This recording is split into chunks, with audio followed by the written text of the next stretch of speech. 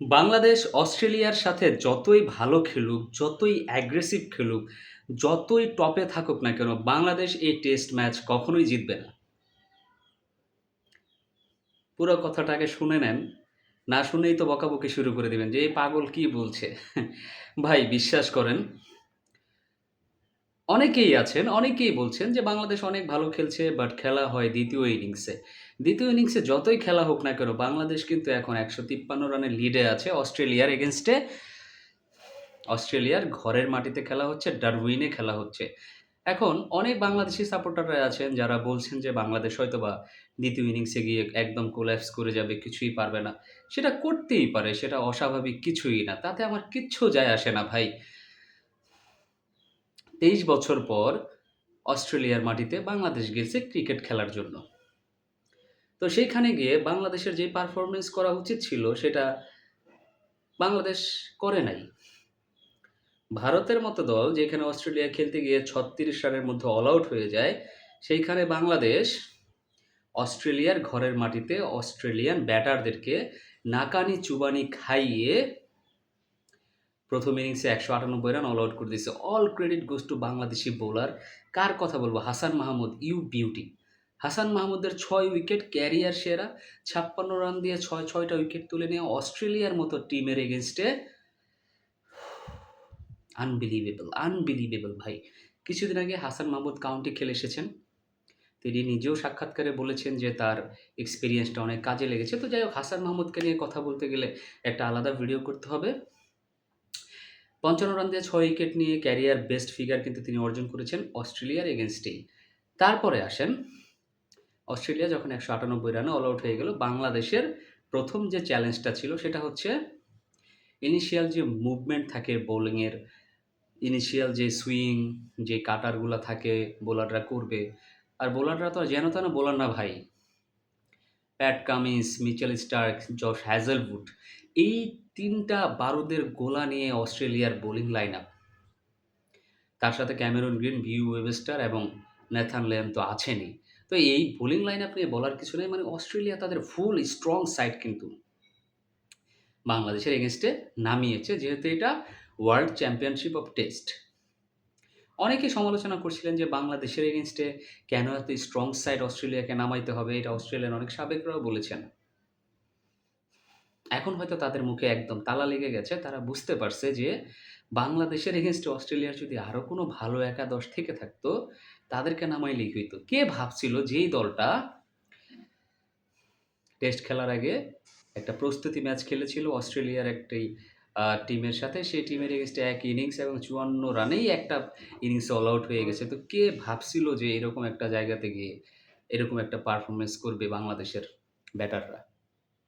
তানজিদ তামিম যদিও ২ বার লাইভ পেয়েছেন, একবার তো 0 তেই বেঁচে গেছেন ন্যাথান লিওনের হাত ধরে, আরেকবার তো ন্যাথান লিওনের বলেই বেঁচে গিয়েছেন।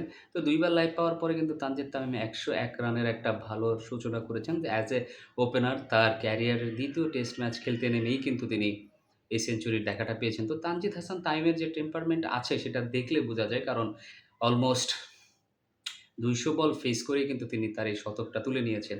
দুর্দান্ত খেলেছে বাংলাদেশ, দুর্দান্ত খেলছে বাংলাদেশ। সবচাইতে মজা লেগেছে যেটা হচ্ছে গিয়ে বাংলাদেশ ২৮৯ রানে ৩ উইকেট ছিল একটা পর্যায়ে। কিন্তু অস্ট্রেলিয়া যখন ৩ টা, মানে কি বলবো আসলে, ৩ টা উইকেট তুলে নেওয়ার পর বাংলাদেশ কিছুটা ব্যাকফুটে চলে গিয়েছিল। যদিও তখনও 100 প্লাস এর মতো বাংলাদেশের লিড ছিল। অস্ট্রেলিয়া ২৮৯ পর্যন্ত ৩ উইকেট ছিল বাংলাদেশের, কোনো উইকেট নিতে পারছিল না। বাট যেই মুহূর্তে তারা নতুন বলটা নিয়ে নিল ৮০ ওভারের পরে, তখনই কিন্তু বাংলাদেশ কোল্যাপস করে বসে। সেইখানটাতে আউট হয়ে ফিরে যান কে?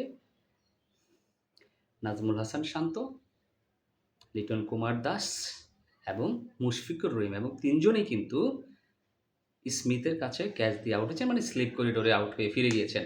তো নতুন বল আসলে আসলে অস্ট্রেলিয়ার এগুলো করেই থাকে, এটা বেশ স্বাভাবিক ব্যাপার। বাট পজিটিভ দিক সবচাইতে যে জিনিসটা আমাকে বেশি ইন্টারেস্টিং লেগেছে সেটা হচ্ছে মেহেদী হাসান মিরাজ এবং অবভিয়াসলি হাসান মাহমুদ বোলিংয়ের পর ব্যাটিংয়ে দুর্দান্ত ডিফেন্স করেছেন।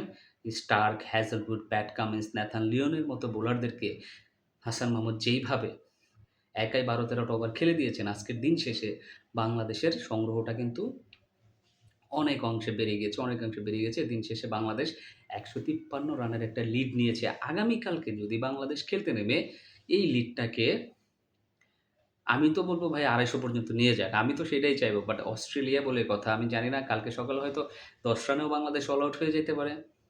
কিংবা বাংলাদেশ ১০০ আরও ১০০ টা রান যোগ করলেও করতে পারে। কিন্তু cricket is a game of uncertainty. But এই মুহূর্তে বলা যায় বাংলাদেশ খুব একটা ভালো পজিশনে আছে। ইভেন কি আমি বলতে পারছি না, বলার সাহস হচ্ছে না যে অস্ট্রেলিয়া এই ম্যাচটা হেরে যাবে, বাংলাদেশ জিতে যাবে। এই সাহসটা আমার হচ্ছে না। কারণ ভাই টিমটা তো অস্ট্রেলিয়া, ১ম সারির দল যারা টেস্টে অ্যাশেজ খেলে, যারা টেস্টে বর্ডার গাভাস্কার ট্রফি খেলে।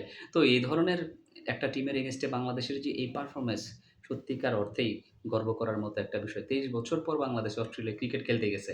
আর বাংলাদেশ যদি হেরেও যায় তাতে হবেই বা কি? এখনো পর্যন্ত শ্রীলঙ্কার মতো একটা টিম ওয়ার্ল্ড কাপ জেতাটা একটা টিম যারা কিনা অস্ট্রেলিয়ার মাটিতে কখনো টেস্ট ম্যাচ জিততে পারেনি। শ্রীলঙ্কার মতো একটা টিম। শ্রীলঙ্কার টিমে কারা ছিলেন না? জয়বর্ধনে, সাঙ্গাকারা, ডি সিলভা, মারওয়ান আতাপাতু, সানাত জয়সুরিয়ার মতো ক্রিকেটাররা ছিলেন। কিন্তু তারা কিন্তু শ্রীলঙ্কা কিন্তু অস্ট্রেলিয়াতে গিয়ে ম্যাচ জিততে পারে নাই। সেই ক্ষেত্রে বাংলাদেশ যেইভাবে একটা টক্কর দিচ্ছে ভাই একদম নেক টু নেক, নেক টু নেক আমি বলব না। বাংলাদেশ এই মুহূর্তে এই ম্যাচের কন্ট্রোলার। টেস্টের ২ টা দিন শেষ হয়ে গেছে। কিন্তু দিন শেষে ২ দিনেই বাংলাদেশের পারফরম্যান্স ছিল একদম দেখার মতো। মেহেদী হাসান মিরাজ প্রস্তুতি ম্যাচে একটা সেঞ্চুরি করে আসছেন।